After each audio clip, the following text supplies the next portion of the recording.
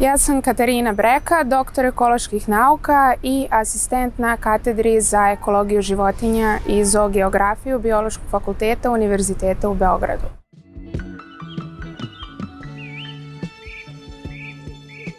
Studenti će imati priliku da se sa mnom sretnu na 3. i 4. godini osnovnih akademskih studija na smeru ekologije i zaštita životne sredine na predmetima opšta ekologija životinja i populaciona ekologija. To su dva komplementarna predmeta gde pre svega studenti imaju priliku da se upoznaju sa raznovrsnosti životnih forma životinja, njihovim interakcijama koje ostvaraju kao jedinke, a kasnije i sa populacionim nivoom organizacije i ključnim faktorima populacione dinamike i populacionog rasta.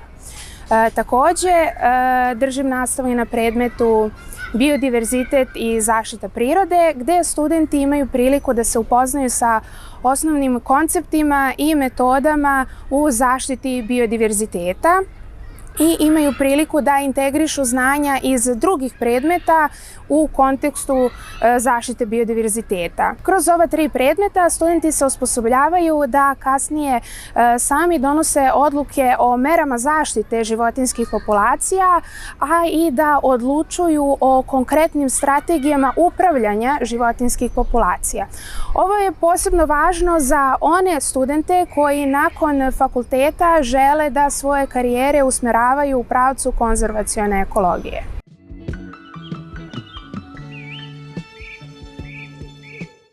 Neću se mnogo razlikovati od većine svojih kolega kada kažem da od najranijeg detinjstva i tokom osnovnog i srednjeg obrazovanja nisam imala dilemu čime ću da se bavim.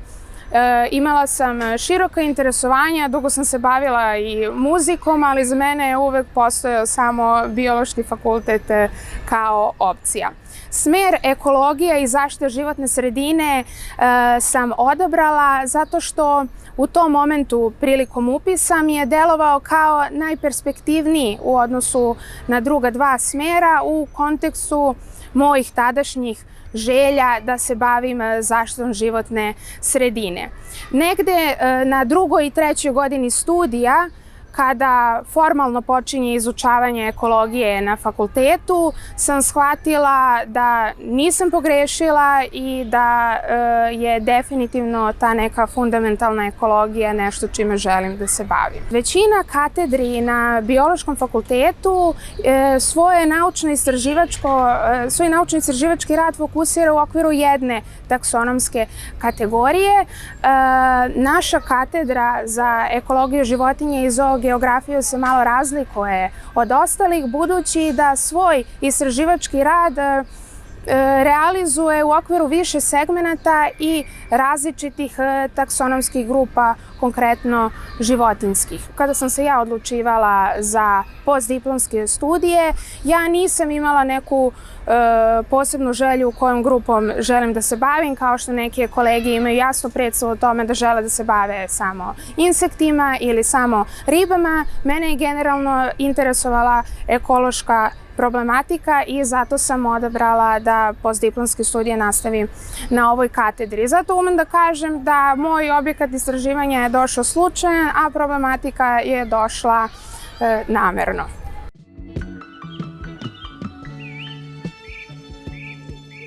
Moj naučno-istraživački rad je generalno obuhvatao vodozemce. Među kičmenjacima vodozemci su danas najugroženija grupa sa najvećim rizikom od izumiranja, budući da niz negativnih faktora utiče na to da se populacije širom planete smanjuju. Pre svega to su fragmentacija i uništavanje staništa, introdukovane vrste, zagađenje, ali i neki faktori ugrožavanja koji obuhvataju složene mehanizme delovanja kao što su klimatske promene i zarazne bolesti. Kod nas situacija nije mnogo drugačija u odnosu na ostatak sveta i faktor koji najviše utiče na ugrožavanje vodozemaca je svakako uništavanje staništa, posebno vlažnih staništa. Žabe zauzimaju, da kažem, centralnu poziciju u trofičkoj mreži i one predstavljaju predatora za nekoliko nižih trofičkih nivoa, ali i plen za predatore višeg reda.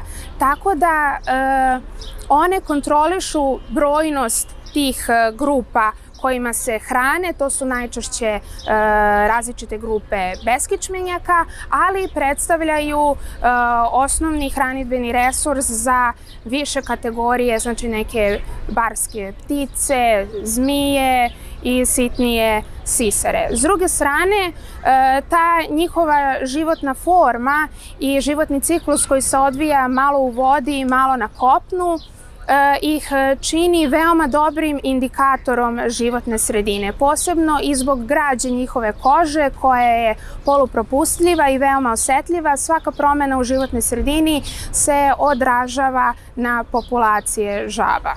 Kada pričam o svom radu na vodozemcima, ja sam se najviše fokusirala na zelene žabe koje se kod nas javljaju u okviru takozvanog kompleksa, Phelophylax esculentus kompleksa. Što znači kompleks? To znači da imamo dve prave vrste koje hibridizuju i stvaraju jednog hibrida. I sada te vrste mogu da se javljaju samostalno, a mogu da se javljaju u kombinaciji i sa svojim hibridom. Takve populacione strukture gde se sva tri taksona javljaju zajedno su veoma retki, ali i veoma interesantni, kako za evolucione biologe i genetičare sa stanovišta hibridizacije i specijacije, tako i za ekologe u kontekstu korišćenja resursa, odnosno parametrizacije njihovih ekoloških niša. Zelene žabe su posebno interesantne zato što ljudi obično ne znaju da je u pitanju više vrsta, jer one na osnovu morfologije ne mogu uopšte da se razlikuju i ljudi ne znaju da zapravo imamo tri različita taksona. To je posebno problematično kada govorimo o maloj zelenoj žabi, koja je jedina zelena žaba koja se nalazi u crvenoj knjizi vodozemaca za našu zemlju. Nismo imali dovoljno podataka da procenimo njen konzervacioni status, a ona se smatra potencijalno najugroženijom vrstom vodozemaca kod nas. Tako da taj problem identifikacije zelenih žaba značajno otežava i sprovođenje mera zaštite kod nas. Zelene žabe mogu da se nađu u raznim delovima i Beograda i okoline Beograda, znači gde svuda ima malo vode, malo zabarenijih staništa, možemo da nađemo zelene žabe. Samo što je problem što mi nikad konkretno ne znamo koja je vrsta u pitanju i to zahteva neke dalje molekularne analize. Postoji još jedan manje invazivan i jeftiniji način da se žabe identifikuju, a to je na osnovu njihovih spoljašnjih karaktera. Znači, postoji niz mera koje se uzimaju, sprovode se neke statističke analize, ti podaci se obrade i otprilike možemo da imamo ne sasvim pouzdanu predstavu o tome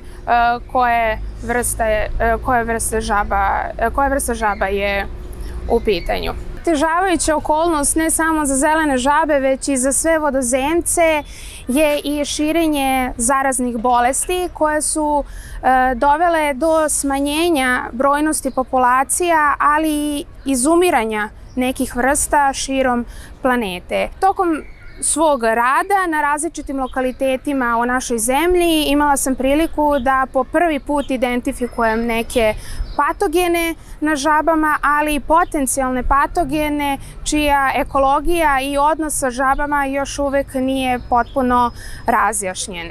Taj tip istraživanja je zahtevao multidisciplinarni rad, odnosno pomoć kolega koji se bave drugim oblastima biologije, pre svega mikologije, algologije i mikrobiologije.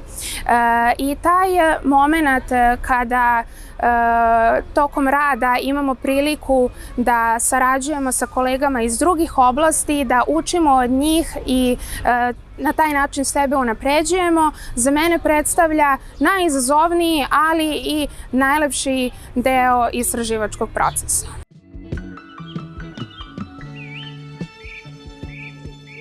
Obrazovanje koje studenti dobijaju na Biološkom fakultetu je izuzetno široko, budući da imaju priliku da se bave živim svijetom na različitim nivoima. Studije na Biološkom fakultetu su dinamične jer one, pored tih teorijskih učenja, obuhvataju kako laboratorijski rad, tako i terenski rad. To može za nekoga biti izazovno, a s druge strane je veoma dobro jer kroz taj širok dijapazon predmeta i oblasti sa kojima se studenti susreću imaju priliku da se do kraja svog školovanja jasno diferenciraju šta žele da rade i u kom pravcu žele da razvijaju svoju karijeru.